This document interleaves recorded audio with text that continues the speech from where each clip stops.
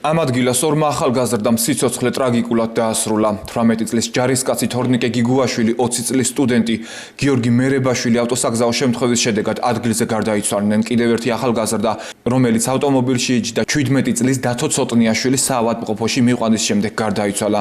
მედიკოსებმა მისი გადარჩენა ვერ შეძლეს. შემთხვევა ტყვიავი ქიცნისის გზაზე წუხელ მოხდა.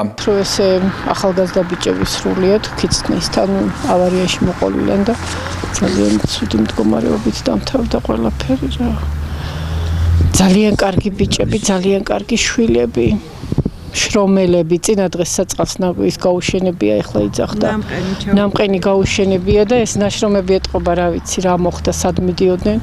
აი ესეთი უბედურობა. სამივე გარდაიცვალა. სამივე გარდაიცვალა, კი, სამივე. ისხდნენ მანქანაში. სამი კი, სამნი ყოფილან, ხო.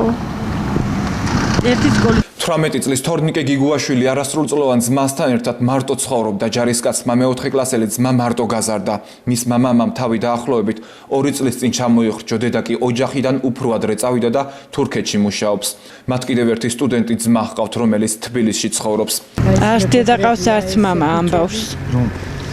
თორნიკეს არც ერთი აღარ ყავს და პატარა ძმას ზრდიდა თვითონ. ძალიან დიდი ტრაგედია, არ ვიცი.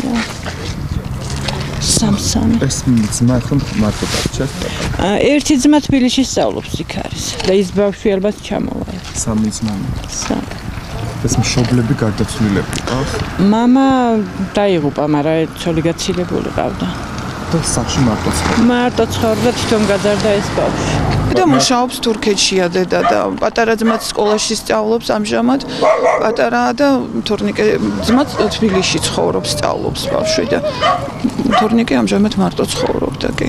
და ძმას ზრდიდა პატარა. პატარა ძმას უვლიდა, კი.